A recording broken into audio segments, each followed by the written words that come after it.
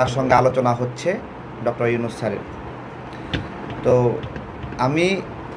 আমরা যখন উনি জাপানে ছিলেন তখন একটা স্টেটমেন্ট দিয়েছিলেন যে একটা মাত্র দল নির্বাচন চাই। তো সেই দলকে উনি বিএনপিকে মেনশন করতে চেয়েছেন। তো বিএনপি নির্বাচন চাওয়া মানে কি আসলে? যুগপৎ আন্দোলনে বিএনপির সঙ্গে যে সকল দল ফ্যাসিবাদের বিরুদ্ধে লড়াই করেছে তারা সবাই একসঙ্গে নির্বাচন চাবে। তাহলে নির্বাচন কারা চাচ্ছে? ফ্যাসিবাদ বিরোধী আন্দোলনে যারা নেতৃত্ব দিয়েছে তারা সবাই নির্বাচন চাচ্ছে, অথচ সেটাকে উনি বলেছিলেন একটা দল নির্বাচন চাই। তো আজকে তো বুঝতে পারছেন আপনারা যে সেই একটা দলের প্রধানের সঙ্গেই তিনি গিয়ে মিটিং করছেন, সেখানে গিয়ে আলোচনা করছেন।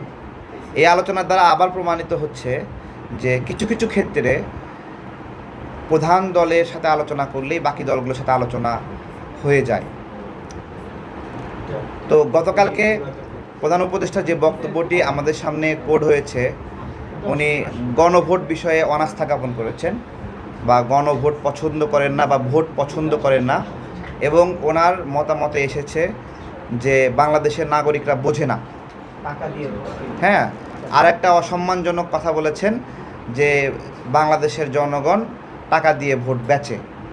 এখন এই ক্যামেরার সামনে আপনারা সবাই আছেন, ক্যামেরার পিছনে 5 ইঞ্চি স্ক্রিনের পিছনে সবাই দেখছেন। এবার আপনারা নিজেদেরকে প্রশ্ন করেন যে আপনারা কারা কারা ভোট বিক্রি করেন, এবং ডক্টর ইউনূস অভিযোগ করেছে আপনারা ভোট বিক্রি করেন। তো ডক্টর ইউনূস স্যার একজন নির্বাচন, ভোটাধিকার, প্রচলিত রাজনীতি এগুলোর বাহিরের একজন মানুষ, যেই কারণে ভোটের প্রতি ওনার যে সম্মান নাই, নির্বাচনের প্রতি সম্মান নাই, এইটা একটা বোঝা গেল আর কি।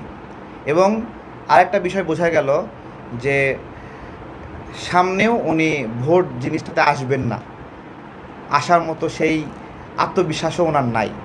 যেমন জনগণের মধ্যে অনেকে প্রত্যাশা করেন যে ডক্টর ইউনূস যদি একটা রাজনৈতিক দল করতেন, এবং তিনি যদি, অনেকের আক্ষেপ আছে যে 5 বছর যদি ক্ষমতায় থাকতেন।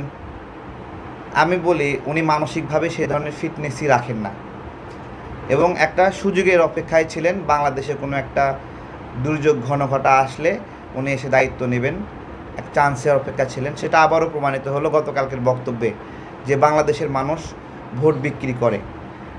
কতিপয় মানুষ অর্থের অভাবে ভোট বিক্রি করতে পারে বা এই ধরনের সীমিত পর্যায়ে ঘটতে পারে, কিন্তু টাকা নিলেও মানুষ ভোট কেন্দ্রে ভোট বাক্সে যে সিলটা মারে ওইটা একান্ত একটা স্বাধীনতার উপর নির্ভর করে। যার কাছ থেকে টাকা নেয়, ঠিক আছে, কিন্তু সে তার পছন্দের মানুষকে জেতাতে চাইবেই, যে আমার পছন্দের লোক জিতুক, ঠিক আছে। এই যে জনগণের মতের উপরে অনাস্থা, তাদেরকে অসম্মান করা, আমজনতা দলের পক্ষ থেকে আমরা তীব্র নিন্দা জানাই। আমার পাশে আছে আমাদের সাধনা মহাল আপু, তিনি আরেকটা বিষয় নোট করেছিলেন, আলোচনা বিষয়ে। আপু, আপনি যদি একটু বলতেন।